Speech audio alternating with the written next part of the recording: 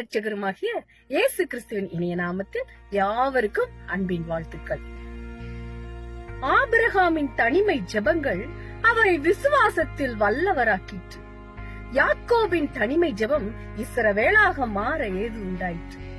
மோசேயின் தனிமையான ஆடு மேய்க்கும் அனுபவத்தில் முச்செடியில் தேவ வார்த்தை இஸ்ரவேலுக்கு மீட்பாக அமைந்தது. கிதியோனோடு கர்த்தரின் இடைப்படுதல் மீதியானரின் கைக்கு மக்களை மீட்டெடுத்தது. பவுல் அடிகாலருக்கு என் கிருபை உனக்கு போதும் என்ற வார்த்தை சாகும் வரை பலன் தந்தது. தாவீது அரசனின் தனிமையான சங்கீதங்கள் சொல்லும் தேவ உறவையும் தேவ பலனையும். அன்னாளின் தனிமை ஜெபம் அதற்கு கிடைத்த சாமுவேல் கர்த்தரின் மௌனமான பதிலே. கிறிஸ்து இயேசுவின் தனிமை ஜெபங்கள் நமக்கு சொல்வதென்ன? மனித உறவுகளை விட தேவ உறவு மேன்மையானது. நம்மை பலப்படுத்தக்கூடியது, வல்லமை தரக்கூடியது, தலைவர்களை உருவாக்கக்கூடியது, சூழ்நிலைகளை மாற்றக்கூடியது, கண்ணீர்களை கணக்கெடுத்து பதில் அளிக்கக்கூடியது. அட, தனிமையில் ஜெபித்து பாருங்களேன். உலகத்தாருக்கு தனிமை கொடுமை, தேவ பிள்ளைகளுக்கோ துதி ஜெபம் என அது இனிமையே ஆமே.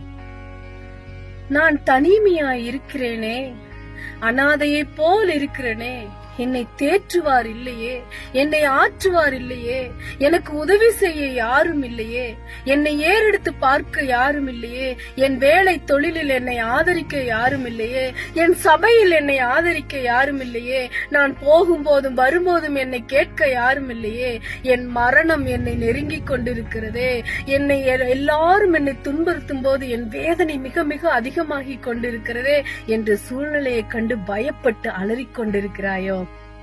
தனிமையில் இருந்தாலும் நம் தேவன், நமக்காக சிலுவையில் அறையப்பட்ட நம் தகப்பன் நம்மோடு இருக்கிறார். உதவி செய்ய யாரும் இல்லை என்று வேதனைப்பட வேண்டாம். தேவன் ஏற்ற நேரத்தில் ஏற்ற உதவியை செய்கிறவராயிருக்கிறார்.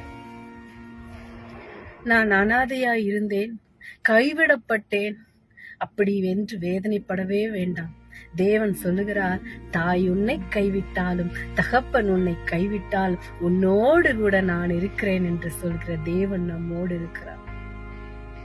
எத்தனையோ தரம் ஆண்டவரே, நான் எத்தனையோ காரியங்களுக்கு செல்கிறேன், உதவ எனக்கு யாருமே வரவில்லையே தகப்பனே என்று நீ யோசிக்கிறாயா? தேவன் உன்னோடு சொல்கிறார், உனக்கு யாரும் இல்லாமல் இருக்கலாம், ஆனால் உன்னை நேசிக்கிற நான் உன்னோடு இருக்கிறேன், உனக்காக எல்லாவற்றையும் செய்யறதுக்காக நான் இருக்கிறேன் என்று தேவன் கூறுகிறார். ஒரு காலம் நாம் கைவிடப்பட்டு போவதே இல்லை. தேவன் கைவிடவே மாட்டார். நம்முடைய உலகத்தில் இருக்கிற நம்முடைய தாய் தகப்பன் நாம் கேட்கும் போது நமக்கு என்ன வேண்டுமானாலும் செய்வதற்கு அவர்கள் தயாராக இருக்கிறார்கள். அப்படி இருக்கும்போது நம்முடைய பரமபிதா, நம்மை படைத்த நம்முடைய தேவன் நம்ம மேல எவ்வளவு பிரியமா இருப்பாரு. நம்மள கைவிட்டுருவாரா? நம்மள அனாதையா விட்டுருவாரா? என்ன வேணும்? மனுஷனை நம்ப வேண்டாம். மனுஷன் இங்க கேட்பான், அங்க போய் தூற்றி திரிவான், 4 இடத்துல போய் நம்மளை பத்தி கேவலமா பேசுவானே தவிர நம்ம நல்லா இருக்கணும்னு நினைக்க மாட்டாங்க. சுயம் நலம் மிகுந்து போய் கொண்டிருக்கிறது. இப்ப வர பாத்தீங்கன்னா தான் வாழணும், தன்னை சுற்றி இருக்கிறவங்க வாழணும்னு நினைக்கிறாங்களே தவிர அடுத்தவங்க நல்லா இருக்கணுங்கிற, அதாவது இப்ப வசனமே என்ன சொல்லுது? உன் வீட்டாரே சத்துரு. சோ எல்லாரும் சத்துருவா மாறிக்கொண்டிருக்கிற இந்த நேரம் யாரையும் நம்ப முடியாது. மனுஷன் உனக்கு என்ன செய்வான்? மனுஷன் ஒண்ணும் செய்ய முடியாதுங்க. நம்ம தேவன் தாங்க நம்ம பலப்படுத்தணும், நமக்கு ஆதரவா இருக்கணுங்க, நம்மள கைப்பிடிச்சு நடத்தணுங்க. நம்ம தேவன் நம்மோடு இருக்கும்போது ஒருத்தரால நம்மள அசைக்க முடியாதுங்க. தேவன் அவன் சொல்லுவான், நீ வீழ்ந்து போயிருவேன்னு உன் காது பக்கத்துல உன் முகத்துக்கு நேரம் வந்து சொல்லுவான், நீ அழிஞ்சிருவ, நீ நாசமா போயிருவ, உன்னை யாரு காப்பாத்த மாட்டாங்கன்னு சொல்லி ஒரு கூட்டத்தை சேர்த்து வச்சுட்டு உன்னை அழிக்க துடிச்சிட்டு இருக்காங்களா? கவலையே படாதீங்க, ஆண்டவர் உங்க கூட இருக்கிறாருங்க. தனிமையில இருந்தாலும் பலப்படுத்துகிறவர் நம் தேவன் ஒருவரே.